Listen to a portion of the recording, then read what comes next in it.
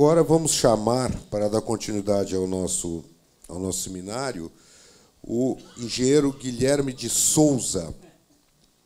É isto? É o Guilherme. Por favor, Guilherme, pode se aproximar. Ele é mestre e doutor em engenharia química pela Universidade do Rio Grande do Sul, atuando na área de cinética aplicada, catálise, reatores químicos e desenvolvimento de processos. Realizou estágio de pesquisa na Universidade de Lille, na França.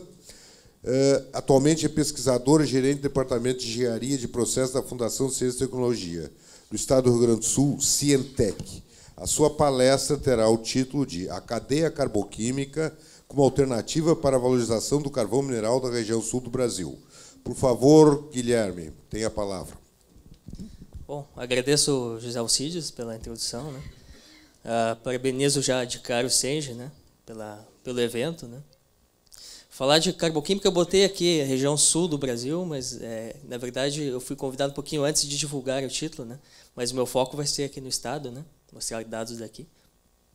E a cadeia carboquímica é muito ampla, né? Eu vou trazer conceitos gerais aí para a gente evoluir um pouco na discussão depois, mas, enfim, vou ter que usar uma síntese grande, né? Então, falar um pouquinho só da Cientec, né? Eu fiquei muito honrado aí com o convite e pela Cientec ter sido mencionada pelos palestrantes anteriormente, né? Então mostra que fez um bom trabalho e mostra a responsabilidade dos engenheiros novos aí de dar continuidade, né, a essa contribuição. Então ela é vinculada à SDECT, né? É o segundo instituto de pesquisa mais antigo do país, fica atrás do INT só. E a missão é produzir soluções tecnológicas à sociedade, né? Então, dessa forma, especificamente em energia, né, teve um papel fundamental aí para trazer o Polo Petroquímico do Sul, né, apoio a EIA-RIMAS aí das térmicas e mesmo desenvolvimento de processos, né. Então, deu essa contribuição bem ampla aí à sociedade gaúcha, né. Em termos de pesquisa, aqui no processo de inovação, a Cientec tenta se posicionar aqui no meio, que é para tentar transpor o Vale da Morte aqui, né. Então, trabalha muito com universidades, onde tem gênese de boas ideias, né? Mas tem uma infraestrutura capaz de tentar fazer esse translado, né? Fazer com que elas tenham sucesso, tanto as ideias da universidade como das incubadas, né? Que cito a incubadora da Cientec, né? Tentar transpor e ter sucesso, então, quando introduzida no mercado, né? Então, os palestrantes anteriormente falaram, né, em linhas gerais, eu vou trazer dados aqui de matriz energética mundial. O carvão é muito democrático, que ele está presente em todas as regiões, né, exceção do Oriente Médio, mas o Oriente Médio é privilegiado em termos de óleo, né, e aqui América do Norte, né, os países da União Soviética, Índia, China, o restante da Ásia e Oceania, e na América do Sul tem também uma distribuição mais igualitária, né, mas tem uma parcela boa aí de carvão mineral, né. Aqui, perspectivas das diferentes fontes de energia. Então, vemos, né, a perspectiva que foi feita pela British Petroleum. Eles não iam falar que a atividade deles ia entrar em declínio, né, mas depois eu vou mostrar outros dados. Então, aqui, carvão, gás e óleo, a tendência, a matriz energética não vai se modificar tanto. Vai ter uma inserção maior de renováveis, mas, mesmo assim, eles não vão suprir energia para atender toda a demanda, né. Então, aqui, aí da Agência Internacional de Energia, que corrobora esses dados, né, então, de 2011 para 2035. Né. Temos um acréscimo aqui de outras renováveis, né, além da hídrica e biomassa, então, de 1 para 3%, para 4% em 2035. Mas a gente vê, nessa perspectiva, também aqui o carvão 29 para 25, gás natural um pouquinho mais. Então, não vai mudar significativamente, o que mostra que a gente tem que realmente seguir essa tendência e investir no carvão, né. E esse dado é bastante significativo, né. Eu lembro aqui da coluna que teve da Palavra do Engenheiro no Correio do Povo, né, de segunda, foi trazido esse dado. A gente vê reservas e produção de carvão, né, quanto usam desse carvão. Estados Unidos aqui, de 1 para 2, né? Estão mais ou menos parelhos, né, em termos de reservas e exploração. Então, Índia, quinta, vai para a quarta posição em produção. Então, esses países ficam mais ou menos igualitários, e o Brasil está na contramão aqui. Não tem nenhum outro caso parecido. A gente tem a 14ª maior reserva e usamos em 26º. Né? Então, isso aqui chama bastante atenção. Né? Então, aqui, mais dados. Né? Nós temos, em termos totais aí de energia no país, aqui o que a gente tem de petróleo e de carvão mineral em toneladas equivalentes de petróleo. Né? 3,5 vezes mais. Né? Por que a gente não usa? Falaram já, o José Alcides, na sua palavra de introdução, 90% das reservas no Rio Grande do Sul. Né? Carvão mineral na matriz energética, o último relatório aqui, ele estava em 2,6, foi para 3,2, o carvão mineral. Aqui, energia hídrica, né? 65%. Então, isso quer dizer, eu vou falar de carboquímica, mas eu não quero tirar a importância da termoeletricidade, ela é fundamental para o país. Né? Aqui as duas térmicas que nós temos no estado. Né? Já foi falado, a de São Jerônimo foi descomissionada, né? Desativada. Temos a Presidente Médici e a de Charqueadas, né? Que ainda está com um futuro um pouco incerto em função da deficiência energética. Né? Felizmente, tivemos aqui o Renato mostrando um importante investimento para o Estado. Né? E não tinha como ser diferente. Aqui, a evolução do consumo de energia elétrica, a gente vê, não sei se vocês conseguem ver, mas aqui são de 5 anos. Né? Então, para atender esse crescimento, a gente precisa investir, e o que temos aí em reserva é o carvão. Né? Temos boas perspectivas para os leilões futuros. Né? Aqui o dado consumo de energia e oferta de energia. Né? Crescemos 2,5% no consumo total e a oferta interna de energia elétrica cresceu 2,1%. Aqui o carvão teve um aumento, né, de 2013 para 2014, mas a gente pagou o preço de investir numa energia que não é firme. Né? Baseado na energia hidráulica, já foi mencionado. Né? Carvão é energia firme. O Carlos Augusto falou, né, na sua fala de abertura. Então, nos dá segurança energética para o país crescer, né, e é o carvão, né, uma das principais formas aí de prover isso.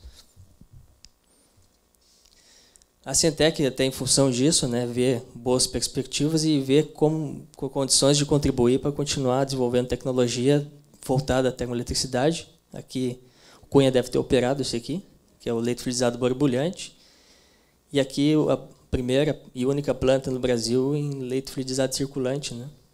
Então, estamos trabalhando bastante em gerar dados. Se puder ali, apertar o botãozinho verde. Aqui, o Cunha já falou que essa é a sorte de ter um bom palestrante introduzindo. Né? Já falou em leite fluidizado, não está puxando? Tá. Então, deixa. Como falei, o Cunha já introduziu. Aqui é só um vídeo do leite fluidizado, mas o Cunha já mostrou uma foto. Né? Então, a gente tem a ideia clara do que se trata. Tem como localizar?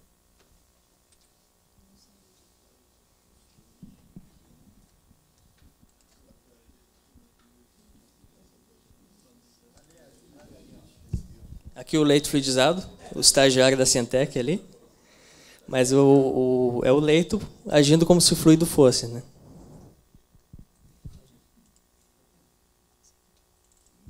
Aqui uma imagem, então, para quem nunca operou, dá para ver o interior do reator, o que está acontecendo lá. Né? Não é tão bonito como nos livros, né? Que as coisas funcionam direitinho e não tem desvios de idealidade, mas é mais ou menos isso que nós vemos. Né? O mais importante é a energia que ele gera.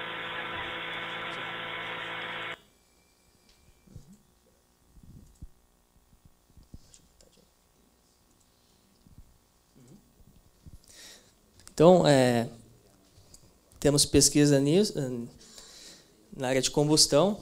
Aqui um desenho do processo. Nós desenvolvemos pesquisa com cocombustão, então introduzimos biomassa na combustão, conseguimos diminuir as emissões. O leite fluidizado já diminui, né, mas ainda com a adição do calcário no leito, o Renato falou. conseguimos abater ainda mais o enxofre. As cinzas, né, tem várias soluções tecnológicas para usar. A Sientec desenvolveu há décadas já algumas, tijolos, rodovias, zeólitas. Aqui não dá para ver muito, mas casca de arroz com carvão. Ó. A gente consegue diminuir bastante, uma estratégia para diminuir o SOx. Então, foi de 1.800 com 25% de casca, para 100% de casca vai para 120 o SO2. E oxicombustão é uma estratégia para minimizar as emissões de CO2. Né? Então, recicla essa corrente, vai enriquecendo em CO2, alimentando oxigênio, e aí depois faz a captura do CO2, então, um processo que não emite CO2. Né? Mas então vamos passar para a carboquímica. Então, o Brasil tem uma sólida cadeia petroquímica, né? Então aqui a extração do petróleo offshore, né? Também onshore, é transformada então nos mais diversos produtos químicos. A carboquímica é similar, né? Só muda a fonte, né? Então a partir do carvão mineral, processos similares, né? Se obtém plásticos, aqui metanol, né? Combustíveis líquidos diversos. E aqui uma leitura do processo, então. São diferentes etapas, né? Mas envolve a gaseificação, no primeiro momento. Então, com vapor d'água e oxigênio ou ar. Aqui, então, é gerado, ao invés de CO2, CO e SOx e NOx, tem um espectro grande de produtos, né? Principalmente hidrogênio, CO e CO2. Né? Mas tem também formas de enxofre aí que a gente tem que remover, alcatrão também. Então, as etapas seguintes é justamente, vamos dizer, limpar esse gás e ajustar a condição, a composição dele, que é reator de water gas shift, acertar a composição. E a etapa então de síntese tem várias opções, mas daí a gente pode obter esses produtos todos que eu mencionei, né, da cadeia.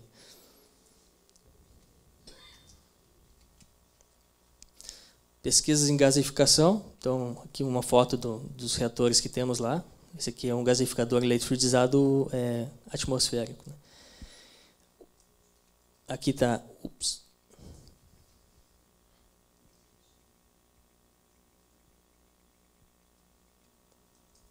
Aqui a principal reação então, de gasificação do carbono, com vapor d'água gerando CO e hidrogênio. Né? E aqui a reação, então, você precisa fornecer energia, e essa energia pode ser fornecida por meio da combustão, então, alimentando oxigênio também. Né? Aqui exemplos de operações, então, composição aqui, um exemplo, hidrogênio, e, CO, metano, né? Tem todo o espectro de produtos, hidrocarbonetos, eteno. E a vantagem da leite fluidizado é que permite fazer a combustão de diferentes tipos de materiais, então madeira, casca de arroz. Então tem uma flexibilidade grande, né, em termos de tamanhos e propriedades físico-químicas aqui.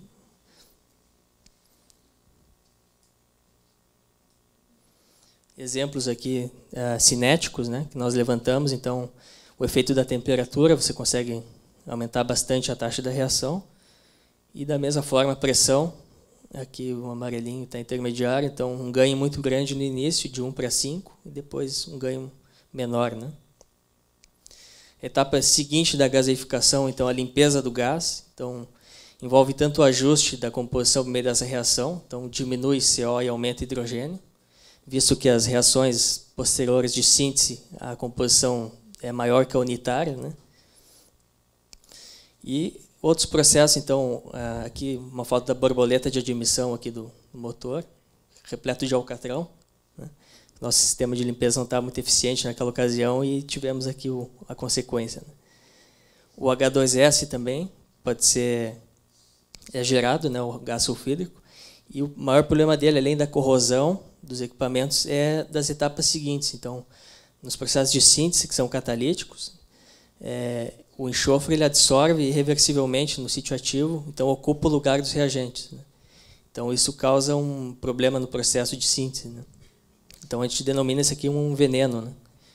Mas temos soluções aí para remover, inclusive gerando produtos. Né? Então o poluente se transforma num produto de valor. Tem como passar para mim? Tem como passar? Não estou me acertando aqui. Pode voltar. Seguinte. Então, aqui um exemplo, né? O gás de síntese pode ser alimentado direto no motor. Aqui um exemplo, né? O veículo gasogênio.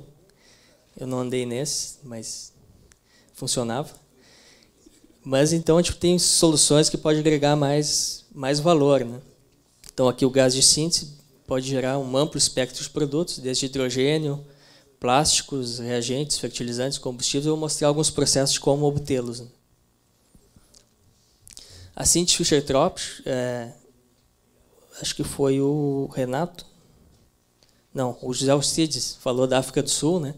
A África do Sul obtinha sua gasolina e seus combustíveis a partir desse processo, na década de 40, quando foi feito o embargo econômico, né?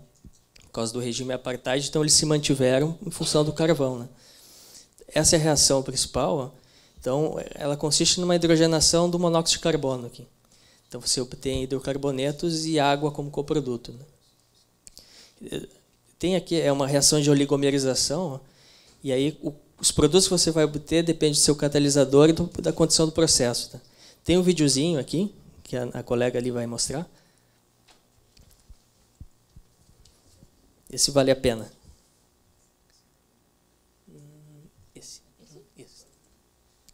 Então, esse aqui é do pessoal de Eindhoven. O vermelhinho é o oxigênio, o cinza é o carbono e o branquinho é o hidrogênio. Então, o CO se absorve e vem o hidrogênio. Então, uma parte sai com o vermelhinho, que é água, e o resto sai como hidrocarboneto. Então, aqui o metano. Ó. E os produtos que vão ser obtidos dependem das condições e do catalisador. Então, por exemplo, esse catalisador ele já permite esse crescimento de cadeia. Então, aqui o CH2 vai se juntando, vai alimentando, e forma um composto com maior cadeia, né? Então aqui a gente já tem uma gasolina, já tem uns 8, 9 carbonos. E aí vai chegar um determinado momento que vai ocorrer a terminação e ele vai dissolver. Então essa é uma solução tecnológica já amplamente estabelecida, né, no mercado. No Brasil não temos, mas futuramente, né, quem sabe, é a opção para agregar valor aí ao nosso carvão, né?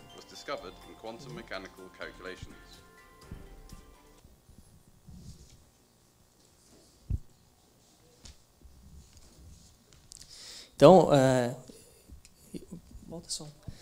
aqui tem então as opções. Ó. Se usamos temperatura maior e catalisadores com ferro, nós favorecemos que não se prolongue tanto esse processo, né? Então, obtemos gasolina. Do contrário, usando cobalto e ele é mais ativo, então pode usar temperaturas menores, temos diesel e lubrificantes, cadeias maiores. Aqui, como eu falei, a gente não consegue ser muito seletivo, a gente sempre tem uma mistura de hidrocarbonetos nesse processo, né? Mas além dos hidrocarbonetos, tem de 5% a 15% de oxigenados, né? Então aqui tem um exemplo, né?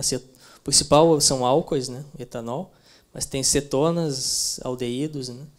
Ácidos carboxílicos, então uma boa variedade. O metanol é uma outra possibilidade, né? Ocorre um processo de síntese, uma reação similar, aqui também exotérmica, né? Aqui os produtos que podem ser obtidos a partir do metanol. Então também ele consegue ser mais seletivo do que aquele outro processo. E nós podemos então obter ácido sintético, metílico, dimetil-éter, né? E o eteno e propeno, né? Que depois podem gerar poliolefinas, né? Além disso, o metanol, por si próprio, ele já pode ser...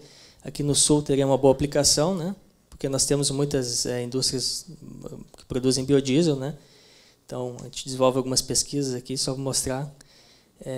Então, o triglicerídeo reagindo com o metanol, que nós importamos, a grande maioria, para obter glicerol e o biodiesel aqui.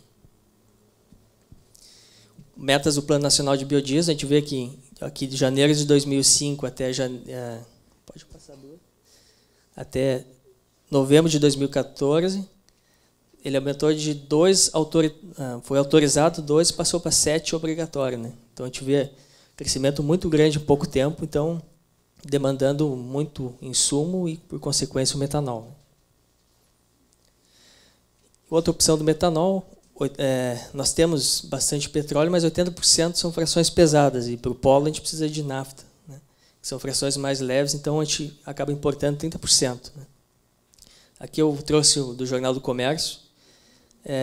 mostrar a dificuldade das negociações, né, do polo petroquímico com a Braskem, no caso, com a Refap, com a Petrobras, para o fornecimento de nafta, né. Então, o metanol surge como uma alternativa, né, obtida a partir do carvão, poderia fornecer as olefinas para o polo petroquímico, né, torná-lo carboquímico, vamos dizer. Outras opções aqui, o hidrogênio ele pode ser maximizado para aquela reação de shift, né. Então, aqui tem a reação. Então, dá para diminuir o teor de CO e aumentar o hidrogênio, né. Células a combustível seria uma aplicação, o uso de fertilizantes também. Ou o próprio metano, né, que é a reação de metanação, que é similar, de Fischer-Tropsch, mas com uma composição maior, né. Então, também teria uso domiciliar ou veicular, né. E aqui algo importante, né, a gente pode obter fertilizantes, então é interessante trazer quando a gente fala o evento desenvolvimento sustentável do Estado, né. Então, o H2S aqui, pelo processo Claus, por exemplo, ele fornece o ácido sulfúrico com várias aplicações. Ele também pode ser transformado aqui em ácido fosfórico, aqui com gesso também. E também o hidrogênio pode, aqui o nitrogênio poderia ser da separação do oxigênio lá na gaseificação. Então, poderia ter esse nitrogênio e gerar a amônia e a ureia, né. E fertilizantes, a gente não pode negar a importância que teria para o Estado, né, pela força do agronegócio. Então, a gente importa muitos fertilizantes, e nem todos são de boa qualidade, né, como vimos recentemente, nas análises que a Cientec fez. O nosso carvão tem um elevado teor de enxofre, e, como eu falei, a gente importa muito em fertilizantes, e a gente tem uma solução em casa aí para nos suprir, né. E aqui um comparativo do valor agregado do carvão. Então, o uso de eletricidade e o quanto a gente consegue de ganho, né. Então, se fosse gerar polímeros, a gente tem um ganho bastante significativo em termos de incremento de valor, né. Da mesma forma, gasolina e metanol, né. Aqui 4 e 6. E isso não está apenas no teórico, na verdade existem já investimentos, né, no Estado voltados à gaseificação e obtenção desses produtos, né. Então, aqui foi um memorando de entendimento assinado com o governo, ainda o governo Tarso, né, da Copelmo e com a POSCO, com a pretensão aí de fornecer gás natural sintético para o Estado. Então, investimento aí de 1,7 bilhões de dólares. Transgás também, obtenção de fertilizantes, investimento ainda maior, né. Memorando de entendimento assinado no início do ano. Aqui em estudo pela Vantec SES, obtenção de energia elétrica com metanol, capacidade um pouco menor, né. E aqui o que o Estado está tentando se prontificar, né, ou pelo menos aqui a governança pública, né, como é que está estruturada, e de forma muito favorável a acolher e de forma muito proativa a buscar esses investimentos, né. Então, aqui eu menciono duas secretarias que são bem proativas para esse propósito, né, que é Desenvolvimento Econômico, Ciência e Tecnologia, e de Minas e Energia, né. Temos a GDI também, né, Política de Investimentos do Estado, a CRM no fornecimento de matérias-primas, a Cientec dando o apoio tecnológico para viabilizar esses investimentos, que foi falado na FGTAS, né, mas tem a UERGS também, formando recursos humanos, fomento de pesquisa e investimento, BRDE, Badesul, a FAPERGS, né, para as universidades e centros de pesquisa, geração e aqui comercialização do gás, né, gás natural, e importante também a FEPAM aí está presente nesse diálogo e viabilizar de forma sustentável ambientalmente esses investimentos. Em relação às cinzas, o sólido aí, o resíduo sólido do processo, a gente fala que em torno de 50% de cinzas no nosso carvão, né? Então, temos que achar soluções para essa quantidade toda, com esse incremento, né, do uso do carvão, e existem tecnologias, mesmo da Cientec, já comprovadas, né, aplicação aqui em tijolos, para moradia, né? Pavimentos de estradas aqui no polo petroquímico tem um acesso que foi usado a tecnologia Cientec, esse Cassol. Então espero não ter passado muito do tempo, né? Vou passar rápido aqui as conclusões. Então, acho que o importante desse evento é a gente discutir realmente o carvão, está ciente da abundância e como nós usamos pouco, né, esse recurso. E não podemos deixar de fazê-lo, principalmente em função da crise energética e a situação financeira, principalmente no nosso Estado, né. Então, eles nos demandam o uso e o uso sustentável do carvão, né. Por outro lado, investimentos nas usinas térmicas continuam muito importantes, né, nos fornecem energia firme para continuar atendendo a demanda do Estado e do país, né. Acompanhando o aumento do número de concessões, as tecnologias, isso para o médio e longo prazo, né, para minimizar as emissões de CO2, também são muito relevantes, né. Mas, por outro lado, a carboquímica abre uma possibilidade de a gente agregar mais valor a esse carvão, né. Então, atender necessidades de diferentes setores, aqui eu mencionei alguns, né, e próprio, em termos de sustentabilidade ambiental, alguns gases nocivos aí se transformam em produtos, né. O Estado está bem estruturado para atender e suportar, dar um amparo para viabilizar esses investimentos, né. E aqui eu destaco a importância então de eventos, frentes parlamentares, redes, né, grupos temáticos para discussão técnica e proposição de ações para valorizar esse nosso carvão, né. Está aqui o workshop que nós promovemos na Cientec no CAF ano passado, aqui o painel de engenharia, a rede de carvão também, muito importante, né. E conclusão final aqui, aí fazendo uma brincadeira aqui o Cristo Redentor, né, no Rio de Janeiro, muito privilegiado, né, tem um povo bonito, Petrobras, várias petrolíferas aqui em volta, né, tem o Maracanã aqui para assistir o Fla-Flu, mas pensando melhor, né, olhando o nosso laçador aqui, eu acho que ele é ainda mais privilegiado, porque nós temos os 2 melhores times de futebol, né, do país, assim que eles aparecerem. Aí estão eles, né? Para não polemizar, eu digo que os 2. Temos o povo mais bonito e, principalmente, damos de 10-0 neles em termos de energia que temos aqui, né? Então, espero que a gente consiga usufruir isso e de forma sustentável. Encerrar, então, de 19 a 23, a gente tem uma Semana Estadual de Ciência e Tecnologia, a Cientec vai promover alguns eventos, e aqui na área de carvão, principalmente voltado à cinza, o Dr. Mário Geraldo Rode, um dos maiores especialistas, vai dar uma palestra nesse tema, né? E aí, então, gostaria de agradecer ao Senji pela oportunidade, né?